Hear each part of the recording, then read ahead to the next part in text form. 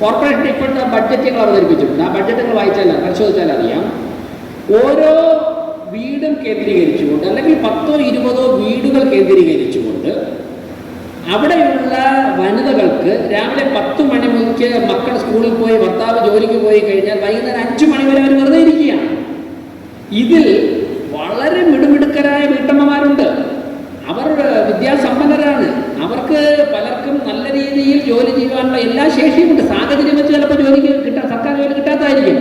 ഇവരുടെ എനർജി, പലരും എഞ്ചിനീയറിംഗ് കഴിഞ്ഞ് ബിരുദധാരികൾ വെറുതെ ഇരിക്കുകയാണ്.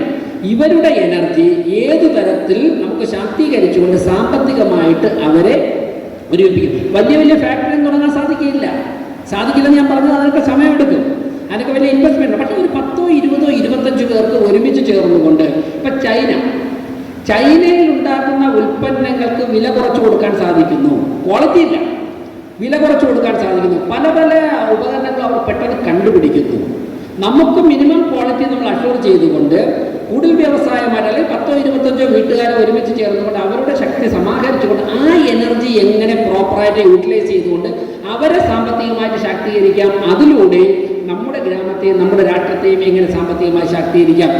ലോകത്തുള്ള രാഷ്ട്രങ്ങൾ വാങ്ങുവാൻ സാധ്യതയുള്ള ഉൽപ്പന്നങ്ങളൊക്കെ തന്നെ നിർമ്മിക്കുന്ന ഒരു കേന്ദ്രമായിട്ട് ഭാരതത്തെ എങ്ങനെ മാറ്റാൻ സാധിക്കുമെന്നുള്ള തരത്തിലുള്ള ചർച്ചകളാണ് ഇവിടെ സ്വാഭാവികമായിട്ടും ഉയർന്നു വരേണ്ടതെന്നാണ് എനിക്ക് അവസരത്തിൽ സൂചിപ്പിക്കാറുള്ളത്. അപ്പോൾ ഇത്തരത്തിലുള്ള ചർച്ചകളും പ്രായോഗികമായ നിർദ്ദേശങ്ങളും കൊണ്ട് സജീവമാകണം നമ്മുടെ ഹിന്ദു സമ്മേളനങ്ങൾ. അതിൽ 2 പ്രശ്നങ്ങൾ വരാൻ സാധ്യതയുള്ളൂ. ഒന്ന്, ഇതിൻ്റെ ഇൻവെസ്റ്റ്മെൻറ്റ് ആര് ചെയ്യും. 2, ഇതിൻ്റെ മാർക്കറ്റിംഗ് എങ്ങനെ നടത്തും. എനർജി ഉണ്ട്. ഒരു വ്യക്തിയോട് നമുക്ക് ചിലവാക്കാൻ പറ്റുന്ന അവരുടെ ഊർജ്ജമാണ്, അവൻ്റെ തലച്ചോറാണ്. പക്ഷേ അവർ ചോദിക്കുന്നതിന് പൈസ മുടക്കും, ഇതെങ്ങനെ വിൽക്കും. ഞാൻ പറയുന്നത്, തിരുവനന്തപുരം കോർപ്പറേഷൻ BJP ഭരിക്കുവാൻ വേണ്ടി ആരംഭിച്ച നിമിഷം മുതൽ തന്നെ ഞങ്ങളൊരു തീരുമാനമെടുത്തു. ഇതിൻ്റെ ഇൻവെസ്റ്റ്മെൻറ്റും ഇതിൻ്റെ മാർക്കറ്റിങ്ങുമാണ് റിസ്കി പാർട്ട്. അത് തിരുവനന്തപുരം കോർപ്പറേഷൻ ഏറ്റെടുക്കുവാൻ തീരുമാനിച്ചിരിക്കുകയാണ് എന്നാണ് പറയുന്നത്.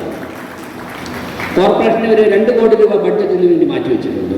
ഈ തെരഞ്ഞെടുപ്പിൻ്റെ കോഡ് ഓഫ് കോണ്ടാക്ട് മാറിക്കഴിഞ്ഞാൽ ഞങ്ങൾ 101 വാർഡുകളും കേന്ദ്രീകരിച്ചുകൊണ്ട് ഇത്തരത്തിലുള്ള ശാക്തീകരണം, സാമ്പത്തികമായ ജനങ്ങളെ ശാക്തീകരിക്കാനുള്ള നടപടികൾ ആരംഭിക്കണം. ഇങ്ങനെ നമ്മുടെ നാടിൻ്റെ വിവിധ ഭാഗത്ത് ശാക്തീകരിക്കപ്പെടുന്നതിലൂടെ തീർച്ചയായിട്ടും രാഷ്ട്രം ശാക്തീകരിക്കപ്പെടും.